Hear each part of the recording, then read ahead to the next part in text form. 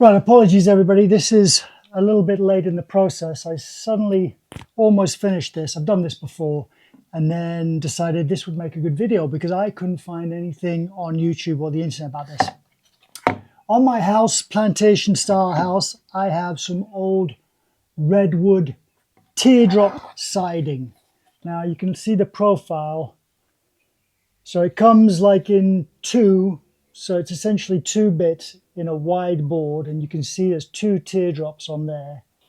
And the house is 100 years old. There's a lot of termite damage and dry rot, etc. And I'm having to replace pieces. Now, you would have to go to a specialty place to get them to make a knife for this, to mill a bunch of this. That gets very expensive. If you just need a few little bits, you can try milling it yourself.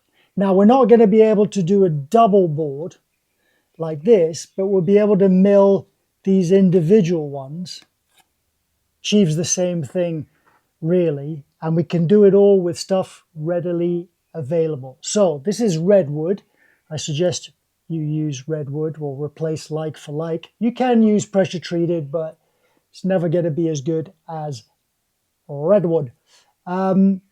This stuff is extremely hard to find. I couldn't find any supplier on the island. If you know of one on Oahu, please comment down below, let me know. But I really couldn't find anything. Let's get into how we did it. So basic tools, well, table saw, sander, router with a round over bit. Pretty straightforward. So we started off, in fact, here's a cutoff. We started off with these redwood boards from the hardware store. Try and find some that have very few knots in them. There's different grades of these. Some will have very few knots. Some will be hard. They'll have virtually no knots. Those are more expensive, and some will have knots everywhere. They're junk. So try and find, a good compromise. I think these boards here, what is that? A 6-foot board. They're almost 8 inches wide, which is nice because I can get two of these out of there. 8 inches wide, and they are three-quarter inches thick. I got a bunch of those, so I rip them down. Now your dimensions are going to vary, but for me, each one of these sections is 3 7/8. So rip them down to a 3 7/8 width. So that's what we start with. Then we're going to put a bevel on it. Now, if I raise my saw, my table saw, if I raise my blade all the way up and I tilt the blade to 8 degrees, run these through, use a few of those, try to think what they call them, feather boards. Use a few feather boards like this to keep it tight to the fence. And you're going to run this through the saw. And what you're going to end up with is you're going to end up with the blade coming out about 1 inch from the top there, which is about perfect. And sometimes it will be nice and flush, or sometimes there'll be a little line in the transition. And then you're just going to sand that flush so it looks nice like that. Then what you're going to do is you're going to get your router with a round over bit. I think this is a 1/2 inch round over bit. Don't quote me on that. Like I said, your teardrop style siding might be slightly different. So match whatever you have. Match the rounder over on that. And then there's the board. We're going to run the router across it like that. And we're going to get this round over. Now, once we have that, we're going to do some sanding to get rid of any of the transition lines or the saw marks from the table saw.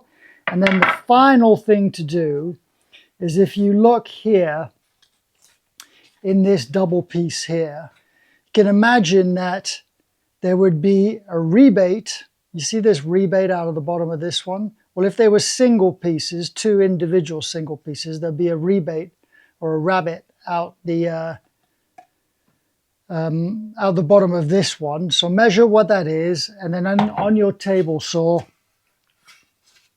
cut your, I've just started here, see I've made the one cut, made that depth cut, then I'll move the fence and I'll run the saw through like this to cut out that bit. I'll just do that now, the final section, and then you can all see what it looks like. So if we just line this up, so I've ran all my pieces, just going to raise the blade till it touches.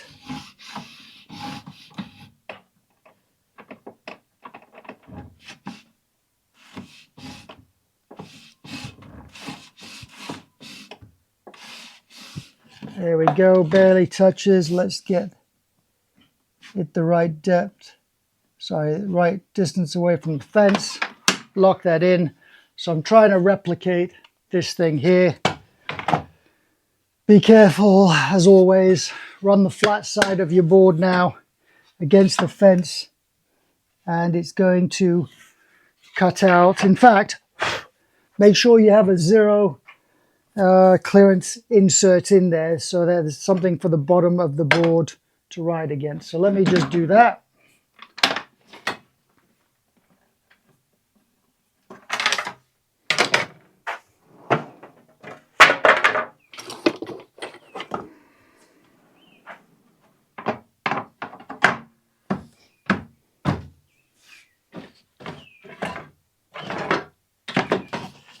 Set it back up.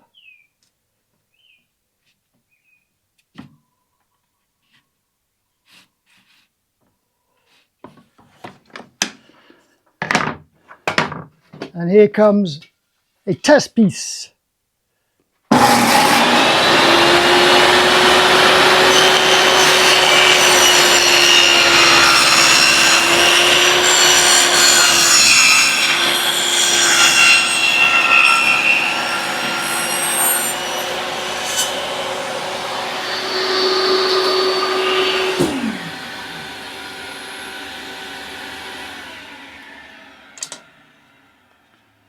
Little bit of clean out there. Did I get that right? Yeah, almost perfect. And there you can see I now have my cutout created. So if I get, let me just get another board. Right, so here's another one. Here's another one that I made. So now you can see that this one will fit like that in that groove. And I have virtually replicated this, which you would have to get milled, be very expensive. So with some basic tools, bit of lumber from the hardware store, you can create some old school siding. Right, I hope that helped. See you soon with another one. Thanks for watching. Handy as hell.